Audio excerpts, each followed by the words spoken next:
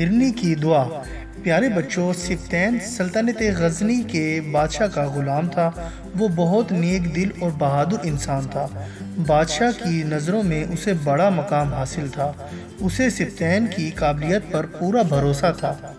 سبتین کو شکار کھیلنے کا بہت شوق تھا۔ ایک روز وہ شکار کھیلنے نکلا۔ وہ سارا دن گھوڑے پر سوار جنگل میں مارا پھرا، لیکن بدقسمتی سے کچھ بھی شکار نہ کر سکا۔ آخر کار وہ مایوس ہو گیا۔ اس نے سوچا کہ آج اسے خالی ہاتھ ہی لوٹنا پڑے گا۔ اچانک ہرنی کا ایک بچہ اس کے سامنے سے گزرا۔ سبتین نے گھوڑے سے اتر کر بچے کو اٹھا لیا۔ اس نے بچے کو گھوڑے پر رکھا اور واپسی کا سفر شروع کر دیا۔ شام ڈھل رہی تھی، اس لیے سبتین تیزی سے گھوڑا دوڑانے لگا۔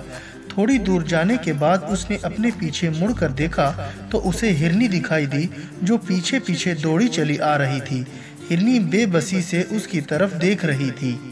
سبتین ماں کی ممتا دیکھ کر حیران رہ گیا۔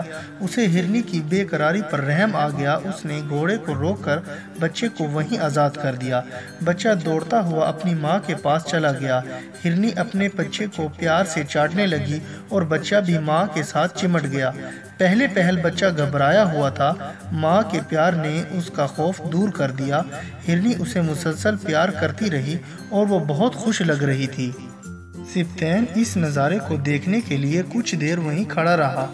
ہرنی نے اسے شکریہ بھری نظر سے دیکھا، پھر اس نے آسمان کی طرف دیکھا جیسے کوئی دعا مانگ رہی ہو۔ اس کے بعد ہرنی اپنے بچے کے ساتھ وہاں سے جانے لگی۔ وہ مڑ کر سبتین کو احسان مندی سے دیکھ رہی تھی۔ آخر ہرنی اور اس کا بچہ نظروں سے اوجھل ہو گئے۔ ہرنی کے بچے کو آزاد کر کے سبتین اطمینان سے واپس لوٹ آیا۔ سبتین نے رات کو خواب میں ایک بزرگ کو دیکھا جو اس سے مخاطب ہو کر کہہ رہے تھے، سبتین، تم نے جس رحم دلی کا مظاہرہ کیا ہے اس سے اللہ تعالیٰ نے پسند فرمایا ہے، جس کے بدلے میں اللہ تعالیٰ نے تجھے دنیا میں بادشاہت بخش دی ہے۔ غزنی کے بادشاہ کا کوئی بیٹا نہ تھا، صرف ایک بیٹی تھی۔ بادشاہ سبتین پر مہربان تھا۔ اس نے اپنی بیٹی کی شادی اپنے اس نیک دل غلام سے کر دی۔ بادشاہ کی وفات کے بعد اس کے تخت کا کوئی وارث نہ تھا۔ سبتین کو ہی غزنی کا بادشاہ بنا دیا گیا۔ یوں ہرنی پر رحم کرنے کے بدلے اللہ تعالیٰ نے اسے غزنی کی بادشاہت عطا کر دی۔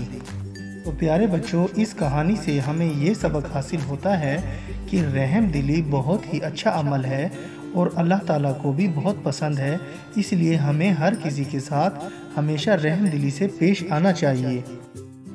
اور بچوں، میں امید کرتا ہوں کہ آپ کو میری یہ کہانی پسند آئی ہوگی اور آپ اس کو لائک، شیئر اور کمنٹس بھی کریں گے۔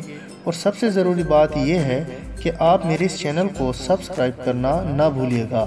اس سے آپ کو میری نئی کہانیوں کا بھی پتہ چلتا رہے گا۔ اور اپنی اجازت چاہتا ہوں۔ اپنا بہت خیال رکھیے گا۔ اللہ حافظ۔